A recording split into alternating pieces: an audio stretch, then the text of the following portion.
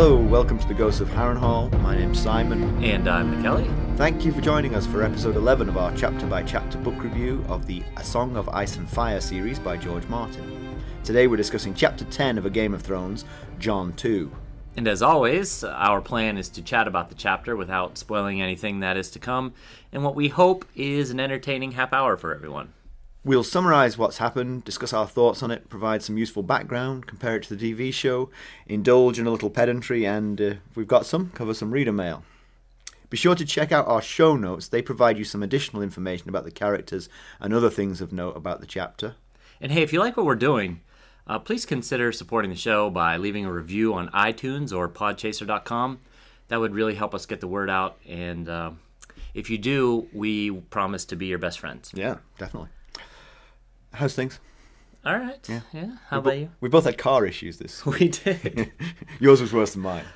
It did leave me stranded in the middle of nowhere for an hour. Man, that's.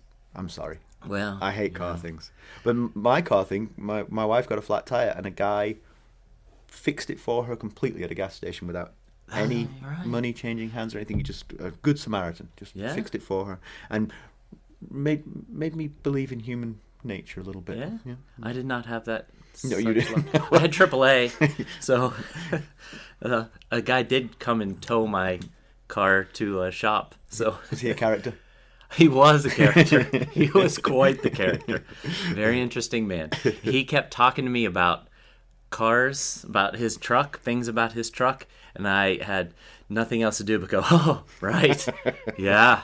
But I get in the cab of his tow truck with him, and I go to grab my seatbelt, and he goes, "You don't need to worry about seatbelts." And I was like, "Oh, okay." Well, I'm glad you're still with us. All right, let's get down to business. Yeah, let's do it. I'll start with a quick recap of what Jon was up to before this chapter. So previously we found Jon at the feast to welcome the royal family to Winterfell.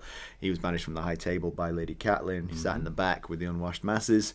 He asked his uncle Benjen to take him to Castle Black. Benjen basically said no. Jon ran out of the hall, met up with Tyrion Lannister. Since then, Ned and Cat have decided that it is a good idea for him to go to the Night's Watch. Right. We also, last time we saw him, he was watching his half-brother's spar with the princes in the company of Arya. Right. So, Mackelly, why don't you give us a summary of this chapter? All right. Jon hesitates before going into the room where his brother Bran lays alive but unconscious. When he enters, Lady Catelyn questions why he's there and tells him that he isn't wanted. She threatens to call the guards, but Jon, remembering that he is soon to be a brother of the Night's Watch, decides to stand up to her. He goes to Bran and holds his hand. Bran is nothing but skin and bones, his legs bent in ways that makes Jon sick. After saying his tearful goodbyes to his brother, Catelyn tells him that she prayed for Bran to be allowed to stay in Winterfell, and now she's unfortunately gotten her wish. When Jon tells her it wasn't her fault, she responds that she doesn't need his pity. As Jon goes to leave, Catelyn calls his name, something she's never done before. He stops. Catelyn looks at him, for possibly the last time, and tells him it should have been him. Oh. Outside, Jon finds Robb shouting directions to the men, his wolf Westwind by his side. Jon puts Robb's mind at ease, telling him that Catelyn was very kind to him while he visited Bran. They say their goodbyes and fiercely embrace. Then Jon leaves for one final goodbye. After a stop in the armory, Jon visits Arya's room. She and Nymeria are packing for the trip to King's Landing. Arya and Septa Mordane have different ideas about the efficacy of allowing Nymeria to help with folding and packing of clothes. I might be with Septa Mordane on this one. What's a little wolf slobber? Yeah. Arya runs to Jon and hugs him tightly. Jon gives her a small, thin-bladed sword he's had made for her. Together they name it Needle, because we know how much she loves to sew. Then he gives her a bit of advice that became a catchphrase in the show. Stick them with the pointy end. Alright, so, Catelyn was pretty harsh on poor Jon. Yeah, that was rough. Yeah, he's effectively lost his brother. Won't ever get to say a proper goodbye. Yep, good luck in your sad life at the wall. Yeah. You should be the one laying in this bed. Yeah, she definitely could have handled that just a tiny bit differently. She's got what she wants from him. He's going out of the picture. She won't have to deal with him. Yeah. She must know that even though she doesn't like him, her children do. Right, yeah. So they would want the chance to say goodbye. So. But she hasn't left the room since the incident. I'm talking meals, sleep, chamber pots, the whole deal. Yeah, can't be nice in there. But because of her constant presence, it's basically like a bear, like a bear watching out over over Bran. Jon has pretty much stayed away. So this was his last chance. It was either now or never, I guess. Yeah. I mean, she could have done anything. Like, she could have knitted him a black scarf for his time on the wall. It would have been come in handy. It would have made him more keen to go to the wall, having a nice warm black scarf to wear. And maybe it would have just been a token of, hey, I know we weren't friends, but good luck on your journey. And the other thing about that is that if you say a couple of nice things, like, you could get him to hurry up and say his vows to take him. We were talking about this last time we talked about Cat, that she might be concerned that he or his offspring could have a claim to the throne of Winterfell. Yeah. Take those vows quick. Take those vows scarf, quick. Get going. There were ways to handle this that weren't quite so. I mean, she's in a bad situation. We've got to bear that in mind. Yeah, she is. Yeah. Cat. But it's also understandable why he was so hesitant to go in the room. Yeah, I think he could have expected that sort of reaction. Yeah, but she set the tone right off the bat with, "What are you doing here?" The minute he walks into the room, even when he pleads with her, she doubles down with, "We don't want you here," and then threatens to call the guards. Yeah. So you've noticed that he kept the bed between him and her, but actually I was thinking about that. It'd be a bit weird to be on the same side of the bed as her, really. I mean, just we'd be jostling for no reason. So there's a whole empty side of the bed over there. I mean, if the bed was up against the wall, sure, but if the bed's not up against the wall, I would go to the other side. Yeah, to stay away from her. Although it didn't hurt that the bed was. Yeah, I mean, I would keep the bed between me and someone who hated me as much as Cat clearly hates him. He's not a black brother quite yet. No, so he's not used to dealing with others. I don't really think the vows would make me any more keen to be within striking distance of Cat Stark if I was Jon Snow. True. Doesn't look great for Bran. No. Bent and broken. Yep. Jon thinks the fall has shrunken him. He was already a little pipsqueak to begin with. Bran had wanted to be a knight, to be in the King's Guard. Yeah. Now he'll be lucky to survive. It certainly doesn't look good for him walking again. No. Yeah, we learned that in the chapter where he fell. He was going on and on about Sir Barristan Selmy. That's right. How he couldn't wait to get to King's Landing and meet him, and how he was someday going to be a member of the King's Guard. There was just a chance in this chapter for a bit of a thaw between them when Catelyn expresses her vulnerability and how her answered prayers had backfired on her and how she felt guilt about that. Right. Yeah. I feel like because she let her guard down, I think she realized she let her guard down when he gave her sympathy, which was a really nice thing to do, and I think that maybe even made her more annoyed, and that's why she lashed out at him that, "I don't need your," what was it? "I don't need your sympathy." Your pity, I think it was. Yeah, I don't need your pity. Yeah, could have been a nice moment, but it was not to be, I guess. And I still, like just about every chapter that deals with Jon or Catelyn to this point, I keep bringing this up, but I still think part of her dislike, I know we've gone over many reasons why she has this incredible dislike for him, but I still think part of it is because she knows that he's a really good guy, and that might get under her skin even more. Like, maybe if he were more Joffrey-like, she would just be like, yeah, he's a jerk, and just not be so cruel to him. But maybe because he's so good and so likable that it makes her even more annoyed and need to try and tear him down more frequently. I wonder if she does see it, though. I mean, I think she probably sees it through her children, because I'm sure that Bran and Arya and Robb, perhaps, are always telling her nice things about Jon. Yeah, maybe. But I'm not sure she would see it herself. I know from my own experience, people who don't like me, when I'm around them, I don't feel myself. I don't feel like I'm being myself around them. Such a person exists? Well, theoretically, if someone didn't like you. They are legion. So I do wonder if she really does see that as clearly as we do. We see him in his natural habitat, and he's a great kid. It'd be hard not to, though. He's just like, even there, she, had been mean to him. Yeah. She opened a door for him to be nice. He jumped into it. Right. And she slammed his fingers in it. Yeah. To me, it's kind of like the concept of fan base envy. Mm-hmm. People hate, I don't know, hate's a strong word. People dislike and say negative things about really talented athletes, for instance, like Sidney Crosby or Tom Brady or I don't know. Since we have an international listener base, I'll throw in Ronaldo or Lionel Messi. Right. But because they're not on, those players aren't on their team. Yes. But if by some miracle, all of a sudden, hey, Tom Brady is now on my team. Oh, he's the greatest player of all time. I love Tom Brady. We'll be right back. Hello, friends.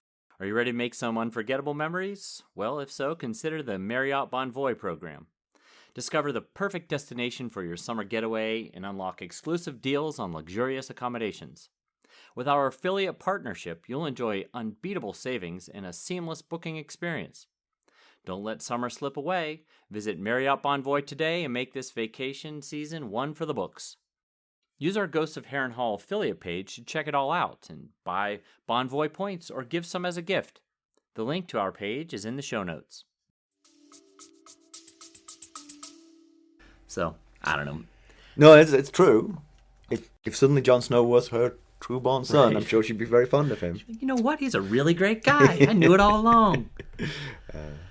So then Jon goes out to see Robb, and we see him defend Catelyn to Robb. Yeah, puts And- Robb's mind at ease. Not to preempt the comparison to the TV show, but that scene is actually captured in the TV show, but the earlier scene is way less brutal. Oh, So although he says, "Oh, she was very nice," she was very kind to me, in the TV show, it felt like he was actually reporting that. right. Here, he's defending her. In the book, he's defending her. Yeah, because it is. she definitely wasn't. There's no perspective you could use Yeah. to make that be accurate. Yeah. Yeah, he's just putting Robb's mind at ease. Yeah. Obviously. But I think the it's a brief moment, but the moment between Robb and Jon is pretty telling of their relationship. The fact that Robb cares so much for Jon is telling of the kind of person that he is. Yeah, and it's also interesting that Robb obviously was suspicious that she would have been awful to Right. him. So as a 14-year-old, he's aware that his mother mistreats Jon, and obviously he feels that it's not appropriate and that Jon does not deserve it. In comparison, though, it seems like Sansa leans toward Catelyn's attitude a bit. yeah. With the comment in the chapter, poor Jon, he gets jealous because he's a bastard. Seems kind of illogical, sort of like a sort of non sequitur. He gets jealous because he's a bastard. I don't see how those two things are connected, but let's roll with it. Okay. So Robb is the future Lord of Winterfell.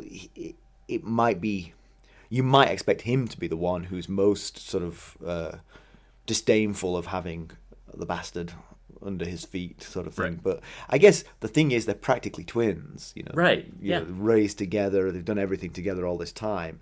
I'm surprised actually they don't hate each other more. Right, exactly, yeah. There's a serious sibling rivalry opportunity there that they're missing out on. In the Catelyn 2 chapter, the one where Ned and Cat are in their bedchambers, Yeah. and Maester Lewin comes in. When they're discussing what to do with Jon, and Cat says, he's not staying here, I can tell you that much. Ned starts to say that Jon and Robb are so close, and he gets cut off and he never finishes what he was going to say, but I assume it was going to be something like he had hoped to leave Jon at Winterfell to help Robb rule, right, and right. that he never got a chance to finish it. So. Yeah.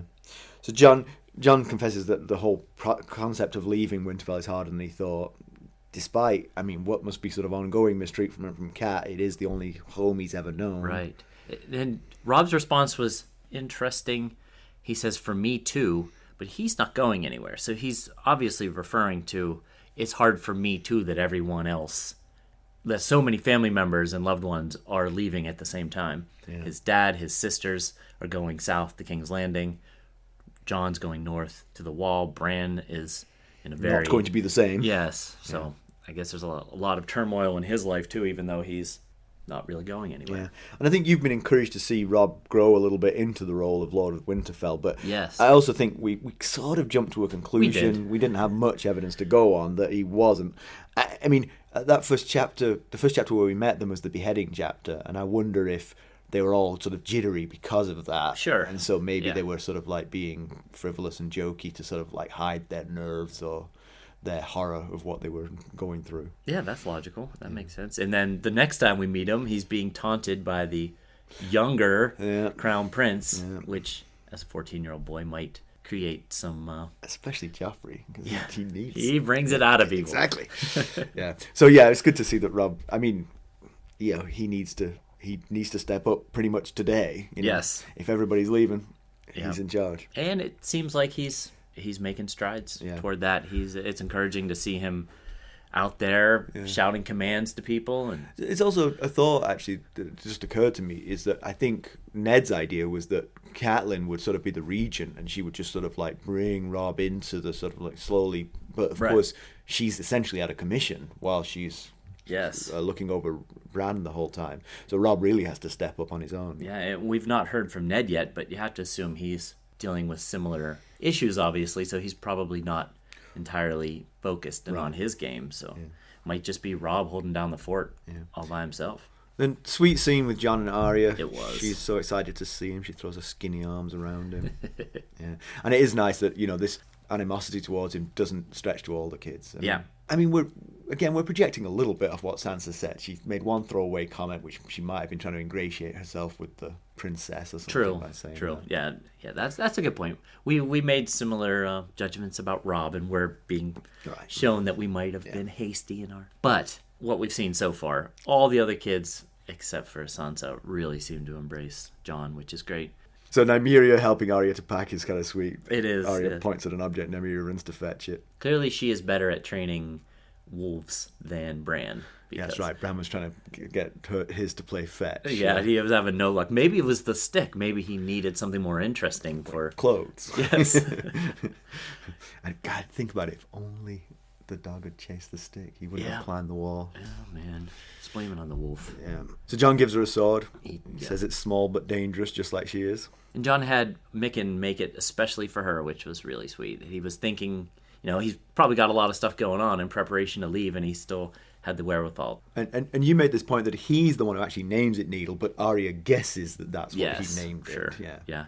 They don't actually name it together. Yeah. He says every good sword has a name or something like that, and she says, what's its name? And he says, guess. She guesses Needle. Yeah. And his words of advice are good. The 3 things he tells us. Stick him with the pointy end. Get strong. And don't tell Sansa. All good advice.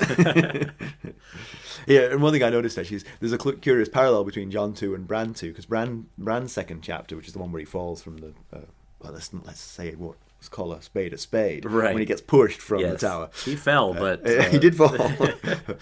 That's also the chapter where Bran was trying to say his goodbyes, and then this is the chapter where Jon is trying to say his goodbyes. So they're both going through that same thing. Jon's had more success. Bran never found anybody to say goodbye to. He got sad and ran off into the gods. That's what he did. Yeah. At least Jon was able to do it. He's a brave one. Yes. All right. So some background information. Yeah. So Jon mentions to Arya, he describes Needle as of a fashion used by bravos. So let's talk a little bit about bravos real quick. Bravos are swordsmen found in the free cities of Essos. They use these slender swords for dueling, and they wear colorful finery and are often found in pairs, which is an interesting trait, I guess. The people are, not the swords. Yes. Right, okay, got it. Yes, the bravos are often found in pairs. Right. And they wander around the cities looking for fights. Anyone wearing a sword after dark can be challenged by a bravo, and they fight with little or no provocation, but they will not bother anyone without a sword. So I guess that's, if you don't want to be bothered by a bravo, just don't wear a sword after dark. And although obviously found in bravos, they're also... The city. Yes. Bravos, okay. Yeah. Yes. They are bravos. They are found in bravos. Yes. Those are not the same word. Yes, exactly. Bravos is a city. Right. Bravos are a type of people, a type of dueler, I guess. But they are also prevalent in the other free cities, such as Pentos and Myr. And the greatest bravos in Bravos practice a style of sword fighting known as water dancing. Interesting. So I guess presumably the origin is from Bravos. That's the similarity of names. So Needle's more of a fencing blade than the broadswords that people seem to use in Westeros. In our history, I was just looking up a bit of Wikipedia of swords. All right. The rapier-like swords like Needle were typically worn by civilians and therefore used in duels like it's being described here. Broadswords were generally just military. That's the sort of difference. So I wonder if that goes to the sort of relative stability and age of the two continents. Sure. Essos is more mature and has reached that point where people they're not as militaristic all the time. Perhaps they're they're now trading cities rather than fighting cities. True. Whereas Westeros is perhaps a little more back in time. Yeah. A little that more makes militaristic. sense. So Braavos, the city, is one of the free cities of Essos. It's the northernmost free city and is on a promontory in the far northwest of the continent. Essos doesn't go as far north as Westeros, so it's only about the same latitude as the Eyrie in the Vale, which is hundreds of miles south of Winterfell. So Sure. you can't get quite as cold in Essos as you can in Westeros. The narrow sea is just about at its narrowest at that point. The entrance to the harbour of Braavos is bestrided by an enormous statue, the Titan of Braavos, something like our Colossus of Rhodes. Right, sure. It's actually a fort that can be used in the defence of the city. The city itself comprises more than 100 islands in the lagoon. They are connected by stone bridges. It evokes something like our Venice, I would imagine. Yep. Yeah, I wanted to talk a little bit about the topography of the north. Okay. I think just to give you a sense of the sort of scale of things. So Winterfell's smack in the middle of the north, basically. It's still a long journey to the wall from Winterfell. Estimates of around 630 miles or 1,000 kilometres to the wall from Winterfell. Yeah, that's something I felt like we needed to mention. Since we're in the north right now in the book, it seems like from Winterfell to the wall might just be a quick jaunt, but 3 weeks by horse is more than a... Yeah, I was doing some looking up at that, and it looks like 30 miles a day is a typical, what a horse can typically do. So that's where we get the 3 weeks from. So Winterfell to King's Landing, the opposite direction, is about 1,500 miles or 2,400 kilometres. Wow. So Robert actually made pretty good time. Yeah. The cart. Those 40 horses pulled that wheelhouse pretty quickly, I guess. So that does make sailing between the two quite a good option, because King's Landing is coastal. Winterfell is not, but there are navigable rivers in the north, so you could get fairly close. That also got me thinking about why Winterfell formed where it formed. I mean, because typically cities, ancient times, they were led by geography. Where there was a harbour, a bay where ships could come, a city would form. Where there were navigable rivers, a city would form. But I guess Winterfell, it's the hot springs. I was going to say, it's the hot springs. Yeah. Central location and hot springs must have been the two things. But you see, central location, that means something to us now, but then it wouldn't. True. But what does central location mean? I mean, you just need good communications to get to and from places. Good point. Central wouldn't be useful if you had to go 3 weeks on a horse compared to coastal, where you might be able to do it in a couple of days. That's a good point. So, differences to the TV show. The meetings are a different order in the show. Jon meets Arya, then Cat and Bran, finally Robb. While picking up Needle, Jon has a conversation with Jaime Lannister. Yeah, I don't remember that. Jaime pours scorn on the Night's Watch and their value to the Seven Kingdoms. Interesting. And also sort of tells Jon that he's looking forward to meeting his new comrades, all the rapists. Oh, does he? Yeah. It's really horrible. It's not a nice thing. And it actually made me think, I mean, given what Jaime has recently done while in Winterfell, I would be keeping a lower profile and being a bit nicer to people. Maybe he's keeping... Do not rise any suspicions. Exactly. But maybe that would. Maybe that's the problem. Maybe that would. True. Arya names Needle in the show? That's right. Arya chooses the name, and Jon approves of it. Cat is mean to Jon, but nowhere near as mean. I mean, the meanest thing she says is, "You've said it, I want you to go." Wow. Yeah. That's pretty watered down compared to the book version of it. And then what's interesting is so they don't part because Ned comes in and sort of breaks the conversation off. It's as if she was gearing up to get meaner, but she never gets the chance to say it. Right. Okay. So Ned interrupts it. Ned says his own goodbyes to Cat. Okay. There with Jon? No, Jon leaves. Okay. So Jon leaves at that point. Showcat definitely wants Ned to stay now. We don't hear, of course, this scene is missing from the book, so we don't hear Cat talk to Ned about whether or not. But being that she was the one who was so insistent that he go, it seems unlikely that she's now decided, I don't want you to go. Right. Jon and Robb's conversation is practically the same, but again, slightly weird because she literally wasn't that unkind to him. So there's less of a lie. Yes. A couple of scenes, I'm not sure if this is a spoiler, but a couple of scenes are added to the TV show here too. We actually see the parties leaving Winterfell. So I don't know if we can say that that's going to happen in the book. There may be more scenes in Winterfell before they leave. Sure. But the very next thing that happens in the TV show is we see the two parties leave, one heading north and one heading south. Okay. Oh, and in that scene, the reason I mentioned that is because Ned says his goodbyes to Jon and says, you may not have my name, but you have my blood. Right, I remember that's kind of right when they're going in their And opposite directions. Exactly when they split up. Yeah. Yes. And he also tells him, this is pure TV show, so we don't have to worry about it, that the next time he sees him, he'll tell him about his mother. Right, I do remember that. Yeah, because I looked forward to that happening. Yeah. You know, it's like, we can ooh, stop speculating about who the mother is. He's going to tell us. Yeah. So, pedantry corner, not to be a pedant, but Catelyn was really horrible to Jon. Really she didn't have to horrible. do that. Oh, man. Bravos, the city of Bravos, it got the mention, and so we mentioned the Titan of Bravos. I just want to say, I don't care how great the builders of yore were, a statue that's tall enough so you can sail your tallest ship between its legs, stop snickering, Yep, avert your eyes, man. is not really feasible. I mean, so the Colossus of Rhodes was one of the wonders of the world. Yeah? Yes, right. And estimates are that it was the same size as the Statue of Liberty. Now, that's a big statue, especially in ancient times. That's a really big statue. I mean, the Statue of Liberty is an impressively big statue. Sure, yeah. But you couldn't sail a big ship between her legs. Again, stop. No snickering in the back. So I just think it seems a little bit far-fetched. But, you know, hey, they built a wall that was 700 feet high. They could do things like that. True. I don't think there's anything that matches that in today's world. That's true. Either, now, but apparently, the Titan of Bravos is two mountains that are connected by a stone arch. That's his bottom half, and they just built on top of that to make it look like a person. your hand gestures are perfectly describing this. I thought they would help you. I'm not sure they're helping everyone, but I gotta say, if I'm building on a stone arch connecting two mountains, I'm building as light as possible. Because I don't want that thing. Because that thing, I mean, that's got to be a little bit fragile, Right. you know? Yeah, It a little tenuous. Exactly. And if it falls, it's blocking the entryway to your city Right. for years. You know, it would be a complete disaster. And you said it's a fort, right? Yes, so in the bit they built on top of it, which is basically the torso Yeah. of the... there are, like, spy holes for shooting arrows out of, so if anyone tries to sail through. I wonder if there's a weight limit on the people that pull duty in that. All these skinny archers. Like how there's a height limit for, jet pilots. I wonder if there's a weight limit to being allowed to get that job.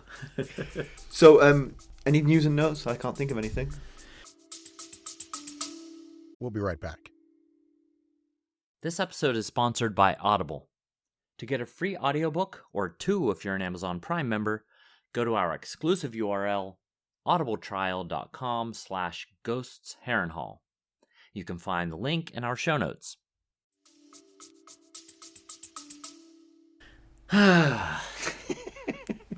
We'll go on. I'm not sure how to bring this up, but I'm going to play a segment for you from a previous episode. Okay. And you let me know if you recall this segment. Go for it. Okay. Last night, I actually had a dream about maesters, and it was a very specific and very odd dream. Now, I don't often dream about Game of Thrones, so this is news, I think. I think this belongs in the podcast. So my dream was a conversation between Bran and Jaime Lannister.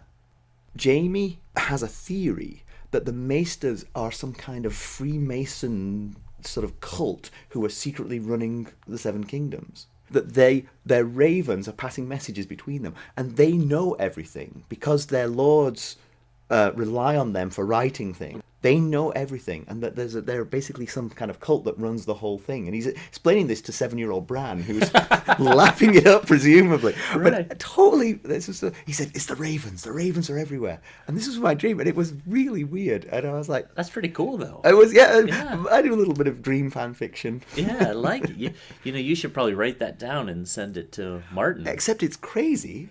I mean, that was Jaime Lannister talking to Bran for no reason about a crazy idea. I should write that fan fiction. Yeah. The thing is, again, I don't really believe in the plot. It doesn't make a lot of sense to me, just to be clear. Okay, I don't literally remember saying any of that, but now I've heard it played and it was clearly my voice. Yes, I do basically remember that dream and saying those words. Okay. Well, you're probably wondering why I bring this up. Well, my friend, I think you might be plagiarizing in your dreams. I have no idea what you're talking about. That doesn't make any sense. I'm about to tell you why. So when you were telling me that stuff, I kind of reacted to it honestly. Like, I was like, wow, that's a really cool idea. Yeah, because, I mean, I think just to let you know how the sausage is made here, I mean, a lot of the things we talk about, we pre-plan. Yeah. But that dream, I think that was the very first time you heard that dream. I think that was all kind of fresh to you. So your reaction, I will give you, was completely honest. I was honestly reacting and thought it was a really cool idea, really interesting. But afterward, I just had this nagging memory that I'd heard this idea before. And so I sat on it, for a while and kind of gave up on it. But then I woke up one morning and had an epiphany. I hope you mopped that up. So I want to read a passage to you from a chapter in A Dance with Dragons. Okay, but no spoilers. Let's be careful here. Yes, I've cut out some of the content for brevity, and I've removed everything I could to prevent spoilers. But don't worry, you've heard all this before. This might sound familiar. I will say that none of the characters were named Jaime or Bran. Okay. So it starts with this is a conversation between two characters. I'm pretty much just giving the one character's side, but it starts with, if I were a monarch, the first thing I would do would be to kill those gray rats. This is in reference to the maesters. Sound familiar? So far, that first sentence, nothing wrong with that. They scurry everywhere, living on the leavings of the lords, chittering to one another, whispering in the ears of their masters. But who are the masters and who are the servants, truly? Every great lord has his maester, and every lesser lord aspires to one. If you don't have a maester, it's taken to mean that you are of little consequence. The gray rats read and write our letters, even for such lords as cannot read themselves. And who can say for certain that they are not twisting the words for their own ends? What good are they, I ask you? Wow. That's fascinating. Now, we're pretending here a little bit that this is news to me. Mackelly came to me with this chapter a couple of weeks ago, and he said, "Look, read this," and he was very excited. I was when I realized it was like Christmas morning. I was like, I know. I think I know I've heard this before. And I went digging and I found it, and so I was like, oh my gosh, wait till you hear this. You'll be so excited. So he was excited, I will grant you this. And this is all part of my defense here, by the way. So when I read the section of the chapter that he was pointing to with sort of like puppy dog eyes, like, yeah, see what it says there? I had no idea what he was talking about. I didn't have a first clue. I could tell by the look on your face. You had no idea what I was talking about. And he was like, your dream. And I was like, what dream? The dream you related in the podcast. What podcast? No, I'm not that bad, but I had zero recollection of having that dream or reporting it on the podcast. And certainly its content didn't seem to... I mean, I had no way of connecting these two. So what I'm saying is, I have a terrible memory. I have an appalling memory. You have admitted to this for about as long as I've known you. So you're now accusing me of plagiarizing a chapter of a book that I have not read for at least 5 years. It's 5 years since I read that chapter of that book. And somehow... almost word for word, that chapter stuck in my mind to the point where, on demand apparently, I was able to dream it up and report it in a podcast. I'm just saying, yes, obviously, chronologically, it looks bad for me doing the plagiarism, but I have a feeling that George Martin might be plagiarizing my fan fiction. That's what I'm saying. I guess it's possible, but... and that's not even the end of it. The character goes on to talk about how the maesters only use their first name, so you can't determine what their allegiances are, and really paints a picture of, like you said, like a Freemason society that is secretly running the Seven Kingdoms and controlling everything.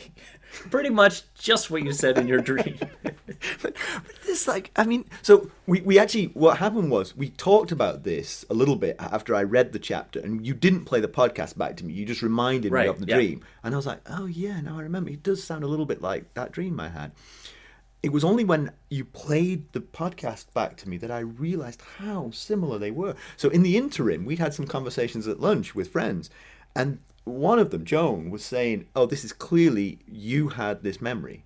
There's no doubt about it. You have this memory. And I, with a terrible memory, said, no, there's no way I had this memory. I clearly independently invented this. But now having seen them side by side, I'm convinced that I really did have this memory. You had to have. It's too close. It is just too close to be anything else. But then that suggests to me, I'm like, who knows what's in here? There must be just oceans, cathedrals of information in this brain that are just...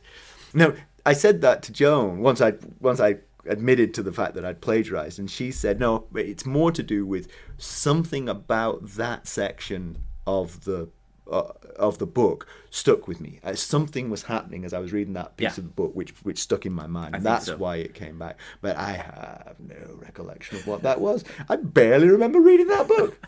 The character who speaks these words, I don't remember that character. When I told you, I was like, this character, you were like, who? And I was like, during this scene, and you were like, what? That I could somehow remember the words that were in that chapter without remembering anything else about it. Just seems a bit weird.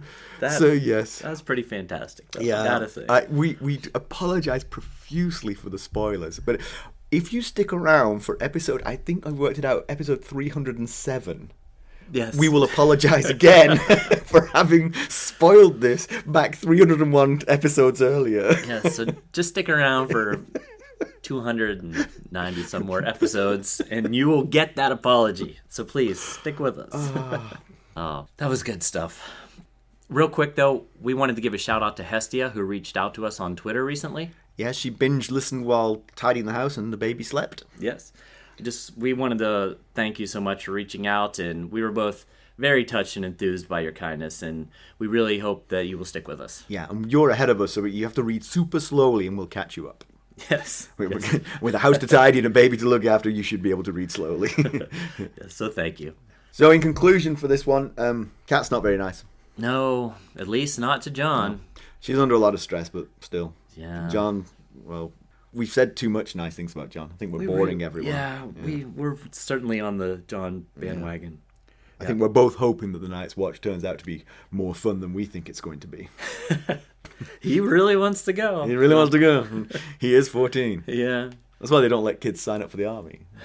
They would do it. And that's not a lifetime oath. Right. It's just, a bunch of time. So, looks like Robb has the makings to be a good guy, too. And I'm glad we're getting a little more of the kids. Well, him and Sansa. We haven't had POVs. Right, that's right. Characters. Or Baby Rickon either. Oh, yes. That would be an interesting POV. But I hope to get to know Robb better. I think we will. Yeah, they've got plenty of reasons for their rivalry between those two, but it looks like they've been able to suppress it. Of course, Robb now knows that Jon's going to the Night's Watch. So again, maybe that's improved his relationship with him for the same reasons that True, that could be. Yeah, they're the same age. They're both boys. Robb is the future Lord of Winterfell. They're both apparently good at fighting. Jon with the sword, Robb with the lance, at least according to Jon. Yeah. Robb might disagree and say he's better with both. They're perfect candidates for a jealousy and sibling rivalry situation, but instead, Robb seems pretty fond of him. Yeah. Arya definitely becoming a favorite. I hope she won't need to use that sword anytime soon.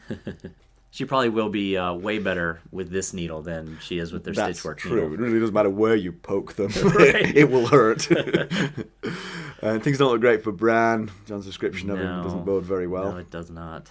And then the question is, and again, sort of the TV show sort of answered this, but the book's still sort of open about this. How long is Robert going to let Ned linger? I mean, remember when Bran fell, that was the day they were supposed to be leaving, basically. So they've been delayed by several weeks by all this.